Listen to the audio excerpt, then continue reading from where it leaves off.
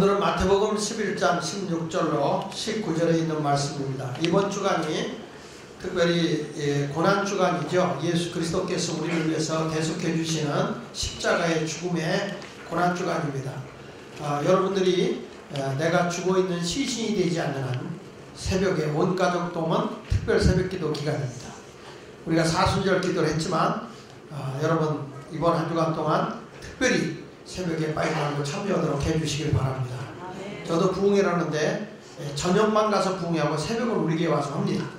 그러니까 제가 눈을 부라리고 지켜볼 것이며 우리 모두가 새벽에 동참해 주시기를 다시 한번 부탁을 드리겠습니다. 저는 의미가 있는 게 우리 교회가 건축이 벌써 끝났어야 되는데 계속해서 지연되고 있었습니다. 이제 거의 마무리 단계에 되어 가고 있는 상황에서 우리가 바깥에 이제 타공판이 붙어 있죠.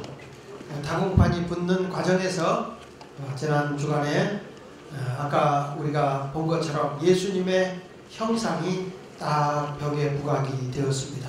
예수님이 가시면류관을 쓴 그 모습이 사진으로 딱 나와 있습니다. 특별히 의미가 깊은 것은 사순절 기간 동안에 예수님이 외벽에 이렇게 딱 나타나는데 저는 가슴이 굉장히 울컥하더라고요. 가슴이 찡하더라고요. 왜 이렇게 지연됐는가 뭐 어쩜 이렇게 예수님의 순환주간에 맞추어서 그 예수님의 그 모습이 나타날까? 이 사순절 기간 동안에 이 의미가 상당히 깊거든요. 영안이 열린 사람은 딱 보면 예수님이 보입니다. 근데 영안이 열리지 않는 사람은 봐도 뭐야 이렇습니다. 여러분 오면서 예수님 형상이 보이셨습니까? 네. 영안이 열리셨습니다. 안 보이십니까? 문제 있습니다. 제 아내가 하는 말입니다. 왜 난 안 보이지? 왜 난 안 보이지? 그래서 제가 사진을 찍어서 사진은 잘 나와요. 사진을 딱 찍어서 보여주니까 이러더라고요. 영안이 그제서 열린 거예요. 자, 여러분 예수님께서 하나님 나라의 비밀스러운 말씀을 증거하시면서 이 세대에 대한 말씀을 하고 있습니다. 이 세대를 무엇으로 비유할까? 이 땅에 오셔서 하나님의 나라에 대한 말씀을 증거하는데 세상은 하나님의 나라와 계속적으로 충돌을 하게 됩니다. 한 가정이 이루어지는 농경사회 시대 때나 이 목축업이 시작된 시대는 아버지가 절대 권한을 가지고 가정을 이끌고 나가죠. 이 가정이 상당히 권위 있는 그런 가정으로 살아가고 있던 그런 시대에 시족사회도 이루어지고 그랬었지만은 예수님 당시에도 상당히 권위가 있는 시대에 살고 있는데 그 시대를 예수님이 봤을 때 보면 이 세대를 보니까 하나님의 나라와 전혀 다른 세대를 살고 있다는 거죠. 그러니까 하나님의 뜻은 이런 것인데 세상은 전혀 다른 겁니다. 하나님 나라는 영원성을 가지고 있는데 세상 나라는 시한성을 가지고 있습니다. 천국은 하나님의 통치가 지배하는 세상이지만 세상은 사람이 지배합니다. 천국은 순리의 영역이라고 한다면 세상은 강포와 영리의 세상이라고 말할 수 있습니다. 점점 세상은 싸나워지죠. 그러나 하나님의 나라는 순한 곳입니다. 그래서 오늘 저는 이 세대가 어떤 세대기에 예수님께서 이 세대를 비유로 말씀했을까 하는 생각을 해보면서 이 세대라고 하는 말씀으로 함께 은혜를 받으려고 합니다. 첫째로 이 세대는 반목을 가지고 있는 대립적인 세상이다. 한번 따라합시다. 대립적이다. 자, 여러분 어떤 사람을 봤을 때 그 사람의 자꾸 단점을 들춰내면서 비판을 하고 그 사람에 대해서 대립각을 세우는 것이 세상입니다. 누가 좋다 그러면 이렇게 같이 좋아하는 게 아니라 맞짱을 뜨려고 하는 습성이 있어요. 오늘 성경 본문 18절 19절에 보면 이런 말씀이 나옵니다. 시작. 요한이 와서 먹지도 않고 마시지도 아니하며 그들이 말하기를 귀신 들렸다 하더니 인자는 와서 먹고 마시며 말하기를 보라 먹기를 탐하고 포도주를 즐기는 사람이요 세리와 죄인의 친구로다 하니 지혜는 그 행한 일로 인하여 옳다함을 얻느니라. 이렇게 말씀하고 있잖아요. 하나님께서 에덴 동산을 만드셨을 때는 하나님의 나라와 이 세상인 에덴과 차이가 없었어요. 근데 인간이 죄를 범하고 난 뒤에는 그 아름다운 동산에서 사람이 쫓겨나면서 수고하고 땀 흘리고 고통의 길을 걸어가게 됩니다. 하나님은 이 에덴을 회복하지 못하도록 천사를 통해서 화염검을 가지고 지키고 있었다고요. 그러니까 이 세상은 사단이가 장악을 하고 있고 하나님의 나라 하나님이 장악을 하고 있는데, 지금 이 세상이 어떤 세상이 되냐면 반목이에요. 반목하고 대립하고 싸우는데, 예를 들면 아담과 하와가 자녀를 낳았어요. 가인과 아벨을 낳았는데 아벨의 제사는 하나님이 연락을 했고 가인의 제사는 하나님이 받지 않았어요. 그러면 나도 아벨처럼 하나님 앞에 제사를 잘 드려야지 하는데, 그렇지 않고 이 세상은 대립적인 세상이기 때문에 그와 싸우는 겁니다. 죄만 없으면, 저는 나하고 경쟁의 대상인 죄만 없으면 내가 다 차지하는데, 이러한 악감정을 가지고 결국에 대립적인 각을 세우다가 돌을 들어서 동생을 쳐 죽이는 살인의 비극이 오게 되는 것입니다.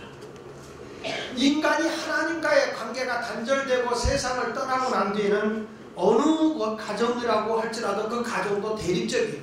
부부간에도 싸우고 부모와 자녀 간에도 대립하고 전혀 화목함이라는 것을 가질 수가 없는 것입니다. 그러니까 우리 예수님께서 말세를 어떻게 비유했냐면, 사도 바울을 통해서 우리에게 한 말씀이, 말세는 이렇다. 디모데후서 3장 2절로 5절에 보면 이렇게 말합니다. 사람들이 자기를 사랑한다. 말세가 되면 자기밖에 없는 거예요. 남에 대해서 배려가 없어요. 자기를 사랑하고, 그 다음에 뭘 사랑한다고요? 돈이면 만사가 오케이요. 여러분, 하나님이 전지전능하신 게 아니라 돈이 전지전능해요. 돈이면 뭐든지 다 할 수 있다고 생각해요. 사람이 자랑하고 교만하고 비방하며 부모를 거역하며 감사하지 아니하며 거룩하지 아니하며 무정하며 원통함을 풀지 아니하며 모함하며 절제하지 못하며 사나우며 선한 것을 좋아하지 아니하며 배신하며 조급하며 자만하며 쾌락을 사랑하기를 하나님 사랑하는 것보다 더하며 경건의 모양은 있으나 경건의 능력은 부인하니, 다같이 이 같은 자들에게서 내가 돌아서라. 하나님의 사람이라고 한다면 이런 자기중심적이고 사람이 분노와 그리고 증오와 미움으로 꽉 차있는 그 무정함 속에 살아가는, 자기밖에 모르는 세상 속에서 이제는 벗어나라는 겁니다. 여러분, 우리가 교회를 다녀도 장로님이 되고 권사님이 되고 집사님이 되고 목사가 되었다 할지라도 경건의 능력을 상실해버리면 부끄러운 겁니다. 말세가 되면 사람이 자기밖에 모르잖아요. 돈밖에 모르잖아요. 신문에 보도된 걸 보면은 요 도남동 옆에 삼선동에 그 유명한 교회 아닙니까? 그게 장로가 국방에서 무기를 수입하고 이렇게 하는 사람인데, 이 사람이 교회를 이용해서 비자금을 만들고 돈을 세탁하고 하는 것이 들통이 난 거예요. 그래서 교회를 조사를 하다 보니까 어떻게 교회를 이 장로님이 지어놨는지 교회 당 안에 조사해 보니까 비자금을 숨겨놓는 그런 창고를 만들어 놨더라고요. 경건의 모양을 가지고 있어도 경건의 능력을 상실하는 세대. 그 목사님 정말 훌륭한 목사님이거든요. 졸지에 조사받고 상상할 수 없는 일들이 일어나고 있습니다. 이런 자들에게서 벗어나야 되는 겁니다. 자기 돈 중심의 생활에서 벗어나야 됩니다. 그래서 세상이 어쩌면 그렇게 믿을 수 없는 세상이 되다 보니까 사람들 입에서 저절로 나오는 게 뭐예요? 나쁜 놈이라는 겁니다. 나쁜 놈. 옆 사람 한번 보세요. 나쁜 놈. 나쁜 놈이 무슨 뜻입니까? 나쁜 놈. 나쁜 놈이라는 뜻은, 미안합니다, 놈만 있는 건 아닙니다. 그 나쁜 놈이라고 하는 말은 나뿐인 놈, 나뿐인 놈, 그렇게 공식을 표현. 나밖에 없는 거예요. 나밖에. 가정에서도 가면 아이들도 전부 다 자기밖에 없어요. 남에게 배려가 없어요. 그러니까 사람들이 다 뭐라고 그래요? 나쁜 놈, 그러는 거예요. 남의 배려가 없으니까 나쁜 놈, 나뿐인 놈. 여러분, 이 세상과 하나님의 나라는 대립적이라고 했습니다. 하나님의 나라는 기쁨이 있지만 세상에는 참된 기쁨이 없는 세대라고 했습니다. 세상 어디 가도 내 만족과 기쁨을 줄 데가 없어요. 기쁨이 없어요. 그런데 성경에 보면 시편 5편 11절에 이런 말씀이 나옵니다. 그러나 다 같이 읽어봅니다. 주께 피하는 모든 사람은 다 기뻐하며 주의 보호로 말미암아 영원히 기뻐 외치고 주의 이름을 사랑하는 자들은 주를 즐거워하리로다. 이렇게 말합니다. 여기 봅시다. 주께 피하는 모든 사람은 다 기뻐한다. 주의 보호로 말미암아 영원히 기뻐 외치고 주의 이름을 사랑하는 자들은 주를 즐거워한다. 여러분, 그리스도인의 삶은 기쁨입니다. 사람이 가지고 있는 감정 가운데 가장 아름다운 감정이 뭐냐 하면 기쁨입니다. 사람이 기뻐하고 사는 것보다 더 행복한 일은 없다고 생각하기 때문에. 그래서 예수님이 이런 말합니다. 내가 너에게 기쁨을 주노니 내가 주는 기쁨은 세상이 주는 기쁨하고 다르다. 뭔가를 가져서 기뻐하는 건 일시적인 거예요. 남편이 꽃다발 하나 갖다 줘서 오 기뻐. 그거 잠깐이에요. 환경과 상관없이 어떤 환경을 해서라도 뛰어넘어 하나님의 은혜 속에 살아가는 사람은 기뻐할 수 있는 사람이 되어야 하는 것입니다. 아멘. 하나님은요 참 웃는 사람과 함께 하세요. 그래서 성경 말씀에도 보면은 시편 2편 4절에 보면 하늘에 계신 이가 웃으시며 이렇게 말해요. 또 누가복음 6장 21절에 보면 지금 우는 자는 복이 나니 너희가 웃을 것이며, 항상 기독교의 복음의 끝에 가서 보면 웃음이에요. 기독교는 해피엔딩이에요. 해피엔딩. 웃음으로 끝났다 슬픔으로 끝나는 게 아니라 불행으로 시작해서 행복으로 끝내야 되고 웃음으로 끝나야 되는 거예요.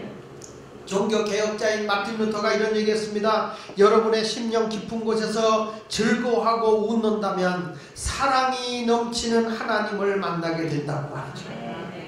사랑이 하나님을 기쁘게 하는 거예요. 내가 기쁘게 한다고.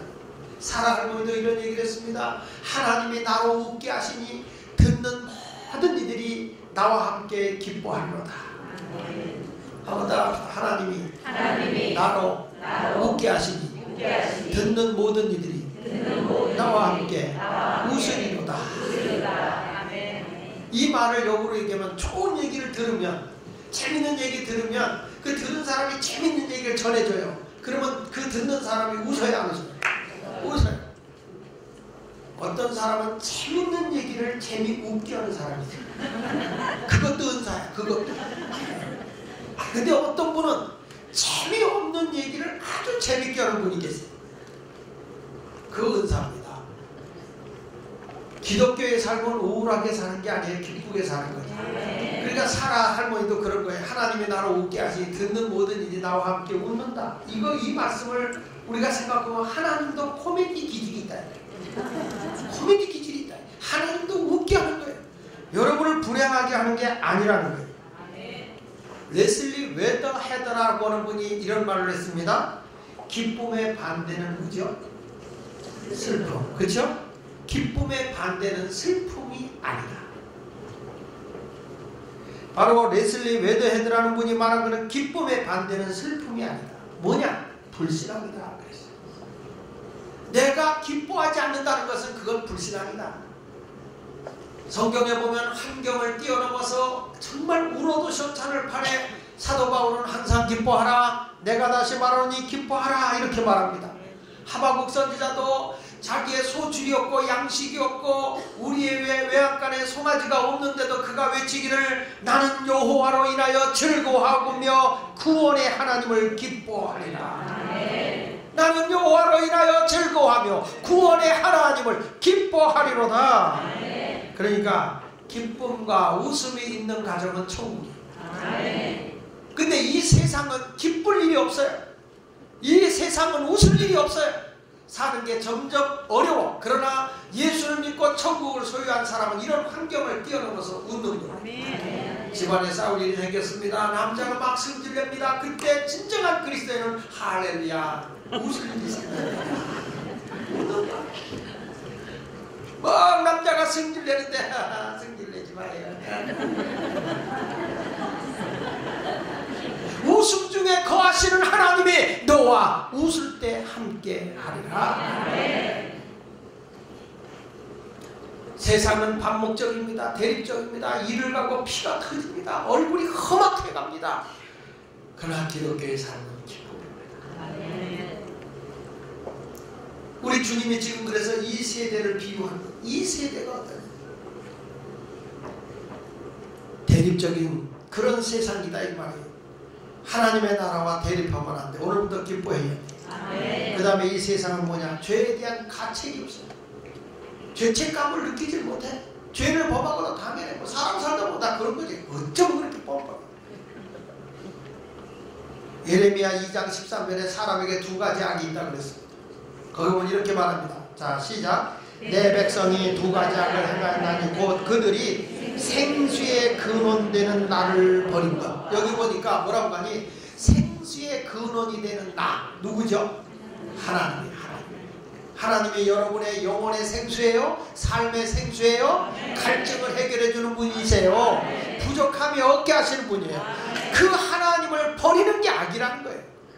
너희는 너에게 생수의 근원 되시는 나를 버리고 그 다음에 뭐라고 그러냐면 스스로 웅덩이를 판 것인데 그것은 그물을 가두지 못한 터진 웅덩이다. 내가 무엇인가를 성취하는데 여기다 물을 가득히 채워보려고 열심히 노력했는데 그것이 뭐냐? 터진 웅덩이다. 물이 보이지 않는다는 거예요. 하나님이 도와주지 않으면 여러분 내 삶에 만족이 없어요. 어떤 일에도 실패해요.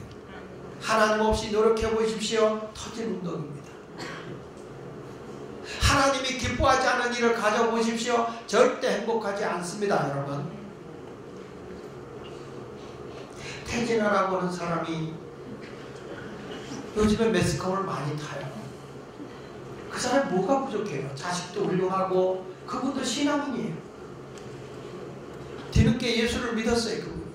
근데 그분이 아마 나는 노름을 했다고 생각을 안 해요. 근데 거기 가서 흉내를 낸 거예요. 카지노에 가서 VIP 가서 뭐 얼마를 바꿨다 그랬지만 어쨌든 뭐 했잖아요. 성경에 뭐라고 그랬어요? 악은 모양이라도 버리라고 그랬다. 근데 저도 라스베가스에 집회를 가보면요. 숙소가 어디냐면 반드시 호텔인데요. 호텔은 라스베가스의 모든 호텔은요. 카지노를 거쳐서 숙소를 들어가게 돼 있어요. 그래서 카지노로 이렇게 해가지고 들어가서 그 다음에 저쪽 엘리베이터 있는 데로 가야 돼. 그리고 모든 길을 이렇게 걷잖아요. 걸으면 가다가 호텔 안으로 들어가서 카지노를 거쳐서 또 나가고 카지노를 거쳐 나가고 이런 식으로 돼 있어요. 그러니까 길이 내가 사람이 걸어가는 길이면 항상 카지노 이렇게 땡기는 데 있잖아요. 다 기계들이 다 있어요. 거길 다 보면서 거기를 지나서 이렇게 가야 돼요. 아 그렇다는 것만 아세요. 내가 뭐 거짓말 하겠습니까? 그런데 저도 한번 거기를 갔는데 이렇게 봤어요. 근데 그때 제 동생 목사들하고 목사가 제가 미국에서 공부할 때 그 목사님들과 같이 이렇게 거기를 여행 삼아서 이렇게 가는데 제 아우가 그러는 거예요. 형은 절대 만지지도 마라. 그때만 해도 제가 매스컴을 많이 탈 때예요. TV에서 많이 나올 때니까 형은 다 보고 있다. 다 보고 있다. 진짜 보고 있다. 제 아내하고 딱 어느 한국 식당 우리 애들하고 같이 딱 갔는데 식당에서 일하는 서빙하는 분이 오 목사님 미국에서 날아가는 그러니 거기서 내가 빠찍고 해보세요. 얼마나 기가 막힐 일이 생기겠어요. 장난이라도 이건 안 되는 거예요. 그래서 성경에는 악은 모양이라도 봐요. 근데 내가 여러분에게 고발하는데 내 동생은 했어요.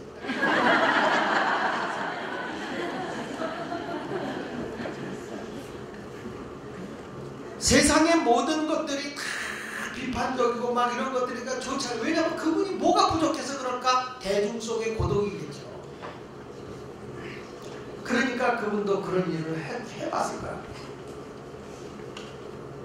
여러분 세상은 다 외롭습니다. 우울합니다. 그러나 진정으로 내가 예수를 만나면 그 외로움과 고독함을 영적 안에서 해결할 수 있어요. 기쁨을 누리고 살아갈 수 있어요. 세상이 막 악하고 나를 대적해도 여러분 내가 하나님과 함께하면 그 대적하는 사람을 하나님이 물리쳐버리는 거예요. 하나님이 만지기 전에 까불지 말아야 돼. 우리가 여기 예수마을교회를 세운다고 그랬더니 동네 사람이 얼마나 우리 교인들을 까다롭게 지들이 땅을 다 사? 저희들이 이 땅을 다 사고 예수 마을을 만들어? 웃기네. 우리 교인들만 가고 조롱했어. 우리 교인 지나가는데 그러더라는 거야. 니들이 이 땅을 다 사냐? 나는 그런 적 없거든요. 돈도 없지만. 그리고 그렇게 조롱을 했는데 어느 날 그렇게 조롱하던 사람이 우리 장로님을 찾아왔었어요. 찾아와서 뭐란 말이 우리 집이 부도가 났다. 교회에서 이거 그냥 헐값에 넘어가는 거 교회에서 사줄 수 없다. 막 매달았어. 강장석 장로님이 그 집을 사줬어. 그래서 세워진 게 지금 서울 실용음악학교예요. 거기 다 할 거냐 그러고 욕하더니 결국엔 되더라니까. 그래서 참 하나님은 섭리가 오묘하더라고요. 비판하잖아요. 그러면 하나님이 딱 본보기를 세우는 것 같아요. 여러분 우리 인생은 전능하신 하나님이 나를 책임져 주고 있어요. 그리고 오늘부터 마음을 탁 열고 담대하게 생활하시길 바랍니다. 그러니까 사람이 살아가면서 비판하기를 좋아하는 사람도 있어요. 사람이 뭐 가다 보면 막 죄책감에 사로잡히지 못하고 죄를 지고 뻔뻔하게 사는 사람이 있는가 하면 어떤 사람은 또 비판하기를 좋아합니다. 세상은 그래. 다 비판해요. 좋게 안 봐요. 근데 성경은 마태복음 7장 3절 5절에 이렇게 말하거든요. 어찌하여 형제의 눈 속에 있는 티는 보고 내 눈 속에 있는 들보는 깨닫지 못하느냐. 보라 내 눈 속에 있는 들보가 있는데 어찌하여 형제에게 말하기를 나로 내 눈 속에 있는 티를 빼게 하라 하겠느냐. 외식하는 자여 먼저 내 눈 속에서 들보를 빼어라. 그 후에야 밝혀보고 형제의 눈 속에서 티를 빼리라. 남의 허물이 보이면 나쁜 놈 그리지 말라는 거예요. 내가 더 큰 들보가 있다는 거예요. 그 티를 보면 나는 더 나쁜 일이 있다는 거예요. 그 세상은 자꾸 비판하잖아요. 그러나 그리스도의 복음을 가진 사람은 용서를 하잖아요. 이해를 하잖아요. 관용을 베풀잖아요. 이제부터 하나님의 나라와 세상의 나라는 대립적이다. 이 세상은 대립하는 거예요. 그러니까 예수님 앞에 가서는 세례 요한은 안 먹는다고 미쳤다고 귀신 들렸다고 예수님은 너무 잘 먹는다고 먹기를 탐하는 자라고 항상 관점을 어떻게 보느냐에 따라서 비판을 하는 거예요. 우리 예수 믿는 사람은 부정적으로 보지 말고 긍정적으로 보시기 바랍니다. 좋은 면을 보고 살아가시길 바랍니다. 둘째로 뭐라고 얘기했냐면 따라합시다. 이 세대는 장터와 같다. 자 16절 17절을 보겠습니다. 시작. 이 세대를 무엇으로 비유할까? 비유하건대 아이들이 장터에 앉아 제 동물을 불러 이르되 우리가 너희를 향하여 피리를 불어도 너희가 춤추지 않고 우리가 슬피 울어도 너희가 가슴을 치지 아니하였다 한가 같도다. 자, 이 세대를 지금 말씀하는 걸 보십시오. 뭐로 비유하느냐? 장터. 이 세상은 장터와 같다. 아마 예수님이 신당동에 왔으면 이 세대가 무엇으로 비유할 거? 신당동 중앙시장 이렇게 했겠죠.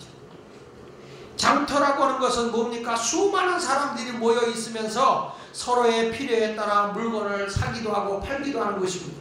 많은 사람이 왕래합니다. 그러나 저들은 참된 만남이 없습니다. 인격적인 만남은 없습니다. 내 필요에 의해서 물건을 파기도 하고 내 필요에 의해서 물건을 사기도 하기 위해서 만날 뿐입니다. 그래서 데이빗 리스먼이라고 하는 사람은 이런 얘기했습니다.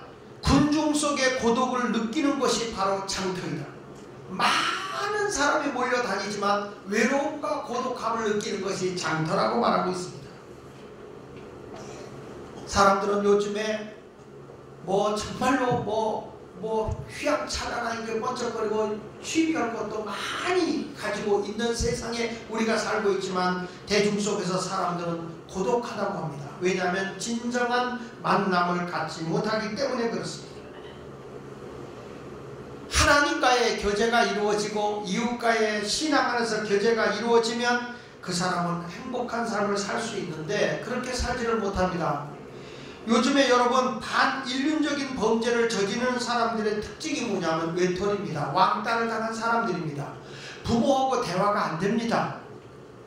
아이들이 엄마 아버지하고 얘기하려고 해도 아이를 무시해버립니다. 부모가 자식하고 얘기하려고 해도 자식이 스마트폰만 들고 맨날 이것만 보고 앉았지 부모와 대화가 안 됩니다. 서로 무관심 속에 살아갑니다. 여러분 아이들이요 눈물을 흘리고 있는 건 정서적으로 괜찮은 거예요. 근데 아이들이요 이런 애들이 있어요. 막 할머니한테 욕하고 폭력적으로 막 때리고 엄마도 때리고 그런 애들이 있어요. 상당히 심각한 병을 앓고 있는 거예요. 뭐냐면 모든 사람을 저의 대상으로 보는 거예요. 나는 모든 사람이 나를 버리기 때문에 저는 나의 적이다. 그래서 막무가내는 거예요. 그러나 진정한 예수를 만나면 우리 인격이 바꿔지게 되죠. 이 세대를 뭘로 비유했습니까? 너희를 향하여 피리를 불어도 너희가 춤추지 않고 우리가 슬피 울어도 너희가 가슴을 치지 아니하였다. 이 말은 다른 사람과의 관계 속에서 무관심하다는 거죠. 무관심. 한번 따라합시다. 무관심의 세상. 이 세상이 어떤 세상이냐? 이 장터가 무관심하다는 거예요. 무관심하다. 오직 자기 이익과 자기 기분에만 맞는 데 관심을 가질 뿐이에요. 남이 기분 좋고 나쁘고 없어요. 오직 자기만을 생각하는 거예요. 나에게 이익이 된다는 것, 내가 이렇게 하면 이익을 볼 수 있다고 자기가 미래에 어떻게 될지를 모르고 지금 당장 눈앞에 있는 것들만 헤아리고 살아가는 어리석은 사람들. 어쩌면 사람들이 이렇게 무감각하고 무관심이 넘쳐나는지. 옳고 그름의 감각이 없어요. 좋고 그름의 감각이 없어요. 좀 누가 부족하면 내가 좀 채워주면 좋을 만한데 그러질 않아요. 내가 어디 가서 주차장에 차를 댔다. 내가 조금 이렇게 조금 잘만 대면 다른 사람 차 들어가겠다. 배려하는 마음이 있어야 되는데 그냥 아무렇게나 대놓고 너 뒷사람 대든지 말든지 이렇게 가는 거예요. 다 무감각하고 무관심하고 남에 대한 배려가 없어요. 이번에 우리 교회 화장실에 이 양변기를 놓는 것 때문에 제가 설문을 물었어요. 다 이 밴드에다 놓고 이 스마트폰으로 좀 물어봤습니다. 비대 있는 걸 놓을 거냐 말 거냐. 이걸 가지고 이제 제가 물었습니다. 우리가 양변기가 28개가 들어가는데 이거 비대기를 놓을 거냐 말 거냐 이걸 이제 물어봤습니다. 그랬더니 난 깜짝 놀랐어요. 거기서 이런 여자들이요 화장실 변기에 앉지 않고 서서 소변 본다는 말을 들었어요. 이게 무슨 얘기야? 완전히 쓴 건 아니고 엉덩이를 안 대고 본다는 거예요.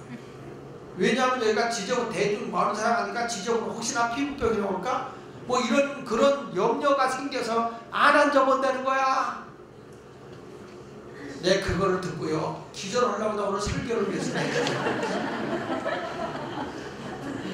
여러분 내가 그렇게 정말 그 불결하게 느낀다고 한다면 제가 거기 들어가서 내가 한번 싹 닦아주고 나오면 돼요.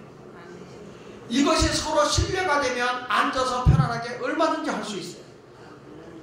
자, 내가 거기 들어갔는데 화장지가 없다? 그러면 내가 다른 사람 와서 없으면 어떻게 하겠어? 내가 있을 때 없었으면 나가서 갖다 놓고 나가야 되는 거예요. 이게 관심 아닌가요? 남은 다 그런 거예요. 근데 솔직히 우리 교회처럼 여러분 정말 교회 화장실 깨끗하게 하는 데 없어요. 하루에도 몇 번씩 우리 남동식 목사님이 몇 번씩 청소하고 정말 깨끗해. 앉아도 돼. 괜찮아. 남자는 아닌데 왜 서요?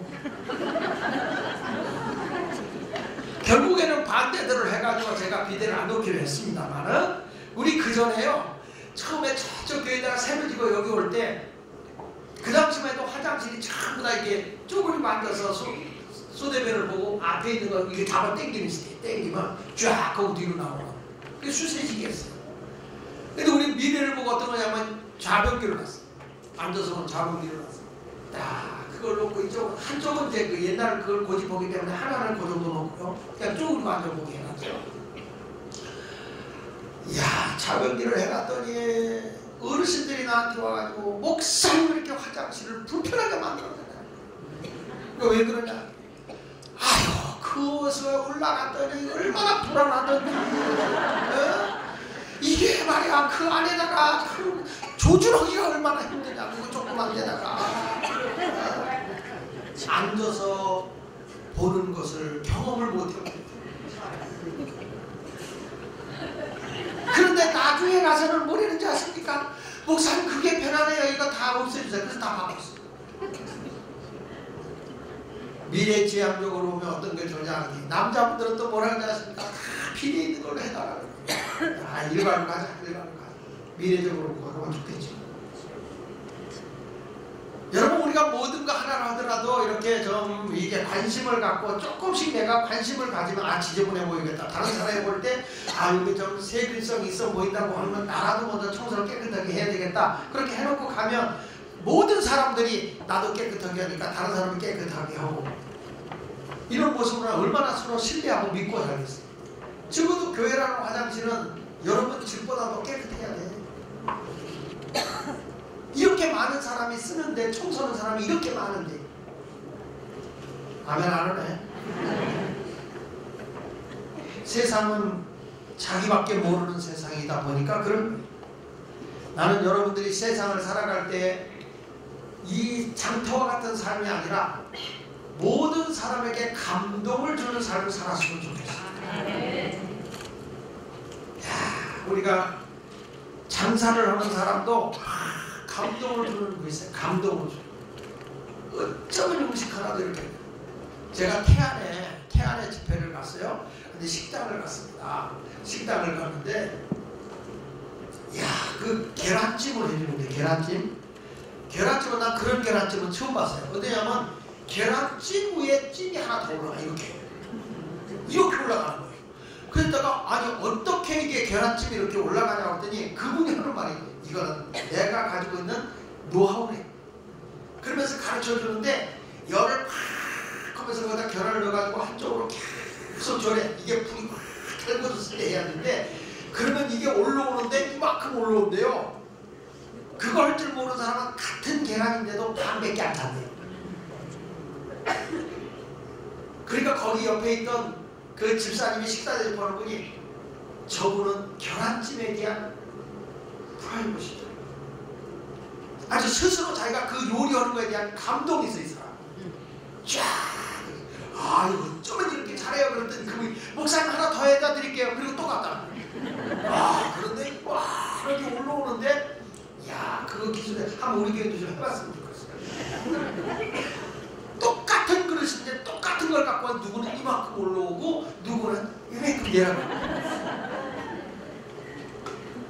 사람이 뭘 하나 해도 다른 사람을 감동을 시켜준다.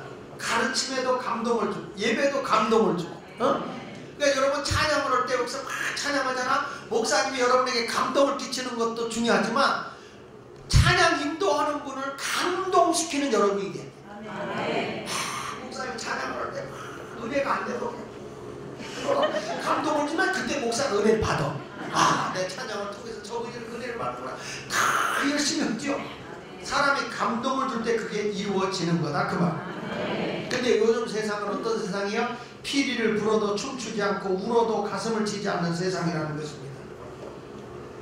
설교도 마찬가지예요. 설교를 다 걸 때 교인들이 은혜를 받고 막 감동을 받으면 목사도 신이 나. 또 내가 설교가 부족해도 교인들이 막 저를 응원해 주는 분이 계세요. 막 그러면서 아멘 하고 있어. 그러면 나중인 줄 모르고 내가 설교를 해. 설교. 어저께 경기도 광주 지역에 장로님들만 초교파 연합으로 모이는데 제가 세미나를 해달라고 해서 갔습니다. 야, 남자 장로님들만 앉아있는데 공동모지에서 하는 게 훨씬 쉽거든요. 그래서 그분들에게 내가 소통을 하고 하나가 되는데 한 20분 걸리더라. 20분 동안 저들의 마음의 문을 여는데 얼마나 힘들었는지. 그게 다 열리니까 막 감동, 은혜가 되는 거예요. 지난 금요일 날은 제가 갑자기 그 전에 약속을 했는데 나도 잃어버렸어요. 근데 거기 전화가 왔어요. 목사님 이번 금요일 날 우리 교회 설교입니다. 아, 그러네. 그래서 갑자기 제가 우리 심야기도를 모시고 가게 됐는데, 가보니까 거기에 30대 아버지들이 헌신 예배를 드리는 거예요. 한 50여 명이 모여서 찬양을 하는데, 와, 감동스럽게 하는 거예요. 저 30대 아버지들이 말이에요. 찬양하면서 얼마나 연습을 잘했는지 돌다가 또 앞으로 돌았다가 손을 들고 한 바퀴 돌았다가 막 거기서 하는데, 야, 저 30대의 저 남자들이 얼마나 저렇게 연습을 했으면 저럴까 감동이 되더라고요. 근데 더 감동시킨 거는 다 끝나고 나오는데 그 목사님이 그러는 거예요. 이찬영 목사님이 그 교회도 교회 짓고 빚이 많아요. 근데 이 목사님이 절 들은 거예요. 목사님 교회 짓느라고 얼마나 힘이 드시냐. 목사님 얼마나 안 되지만 우리도 어려우니까 얼마 안 되지만 건축비에 도움이 됐으면 좋겠습니다. 그리고 300만 원을 넣어준 거예요. 나는 희한한 건요, 목사님들이 내가 되게 불편해, 저기 힘들어 보이는가 봐. 목사님들이 건축원금을 해줘요. 지난번에 미국에서 어떤 목사님은 1000만 원을 해준 거예요. 1000만 원. 얼마나 힘드시냐. 왜냐, 교회를 접은 목사님들은 그 힘든 걸 알거든요. 그러니까 그분이 얼마나 힘드냐고 그 목사님이 1000만 원 해줘. 그리고 우리 교회에서 부흥회했던 그 한 목사님은 사례비를 드렸더니 또 아휴 목사님 교회 건축은 힘든다고 건축원금을 놓고 가요. 지난번에 광주 평화교회 가서 집회를 했더니 목사님 건축원들이 얼마나 힘드냐고 그러면서 건축원금이라고 저한테 집회 끝나고 올 때 500만 원을 넣어주더라고요. 아니 난 희한해. 목사님들 여러분이 안 하니까. 그러니까 이렇게 목사님들이 언급을 해줘. 목사님. 여러분 내가 그래서 어저께 제 동생을 만났어요. 동생 목사도 건축하고 있거든요. 야 나는 희한하더라. 목사님들이 이렇게 건축을 해주네. 그랬더니 되게 내가 부러운가 봐. 그래서 형이 나도 그래. 형이 얼마나 불쌍해 보이더라. 사람들이 그렇게 해주겠냐. 그러길래 내가 걔한테 그래서 야 불쌍하다고 주면 노숙자들은 항상 얻어먹고 살겠다. 부족함이 없게? 그게 아니야. 저분들이 나를 통해 감동을 받은 것 같아. 그리고 저분들이 나를 감동시켜. 그러면 이제 틀림없이 내가 저걸 몇 배를 또 갚아줘야 될 거 아닙니까? 그래서 이 세상을 살아갈 때는 다 감동 있는 세상에 사는 게 좋아요. 부모님은 자녀를 감동시키고 자녀는 부모를 감동시켜요. 지난 주일날이었어요. 예배 끝나고 나가는데 우리 이제 2달도 안 지난 우리 외손녀 딸이 이렇게 건너가는데 이 어린이 놀이공원을 지나가요. 지나가는데 갑자기 나를 안다라고 턱턱 주저앉아요. 이렇게 앉더니 그 이 사람 그 보도블록 이렇게 해놓은 그 사이사이에 풀이 나와 있어요. 근데 얘가 거기 딱 앉더니 이게 뭐지? 이게 뭐지? 고개를 오면서 이게 뭐지? 이게 뭐지? 와, 그 말하는데 나는 감동이 되는 거야. 그래서 내가 그래서 풀이야? 풀이야. 풀밖에 안 돼. 얘는 처음 보는 거야. 이걸 태어나서 처음 본 거예요. 근데 그 사이에 뭐 풀이 나온 걸 보고 얘가 이게 뭐지? 이게 뭐지? 풀이야. 풀? 나는 그 모습을 보고 내가 이 세상에 살아갈 때 힘들면 하나님 이게 뭐지요? 이게 뭐지요? 그러면 하나님이 감동할 것 같아. 풀이야. 세상은 어마어마한 것 때문에 감동하는 게 아니더라고. 나의 순수함, 나의 진실함에 사람이 감동을 하는 거더라고요. 뭘 큰 걸 받아서 감동을 하는 게 아니더란 말이죠. 그러니까 이제부터 여러분 신앙생활 하면서 서로 간에 로마서 12장 15절에 있는 말씀처럼 이렇게 말씀하고 있어요. 즐거워하는 자들과 함께 즐거워하고 우는 자들과 함께. 여기서 함께라는 게 중요해요. 서로 즐거워하고 서로 눈물을 흘리며 함께 할 수 있는 그런 아름다운 삶을 살아가야 할 줄로 믿습니다. 다시 한번 마태복음 11장 19절에 보니까 이런 말씀에 인자로 와서 먹고 마시고 말하길 보라 먹기를 탐하고 포도주를 즐기는 사람이요 세리와 죄인의 친구로다 라고 사람들은 비판합니다. 사람이 비판을 위한 비판, 대책 없는 비판을 하면 어디에다 장단을 맞춰야 될지 모르겠어요. 목사님들이 왜 오래 살까 봤더니 영양가에 있는 비난을 많이 듣기 때문에 그렇습니다. 교인들이요 목사님에 대해서 보세요. 이런 말, 목사가 젊잖아요. 젊으면 이렇게 평가합니다. 경험이 부족해서 늘 불안해. 그럽니다. 목사님이 나이가 들어 늙었죠. 시대에 맞지 않고 희망이 없어 우리 교회는.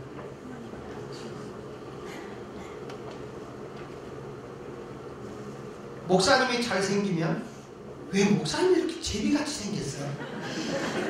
늘 위험해.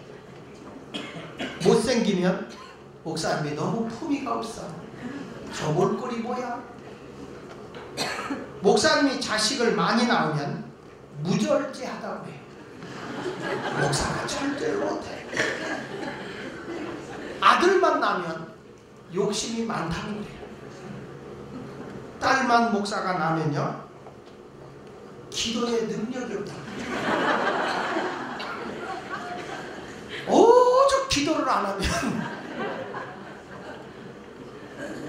있는 집에 신방하면 있는 사람만 어울린다고 하고, 목사가 조금 좋은 집에 살면 사치하다고 하고, 없는 집에 살면, 좋지 않은 집에 살면 우리 목사는 축복도 못 받았어.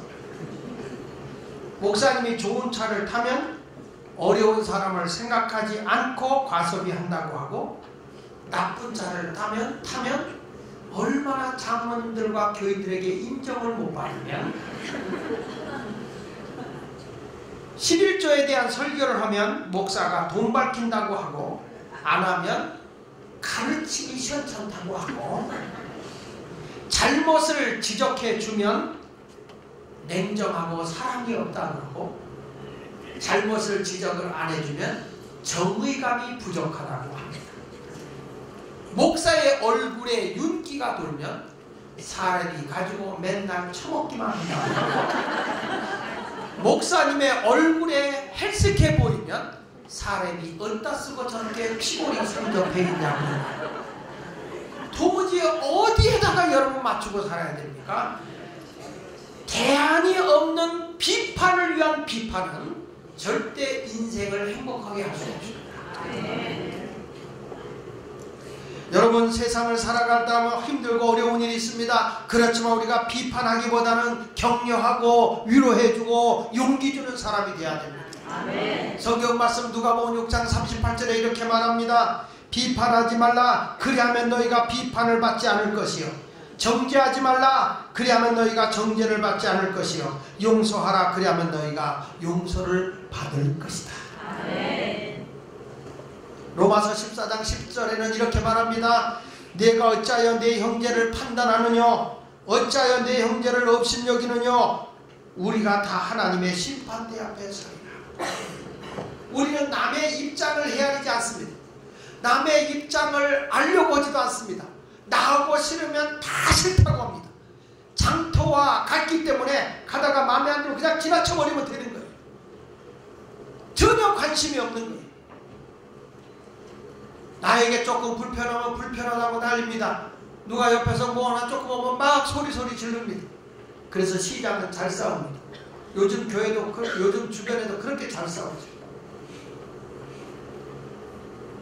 성공하는 사람들을 위한 7가지 습관의 저자인 스티븐 코비의 이야기입니다. 어느 날 이 스티븐 코비가 전철을 타고 어디를 가면서 무슨 생각으로 가고 있었습니다.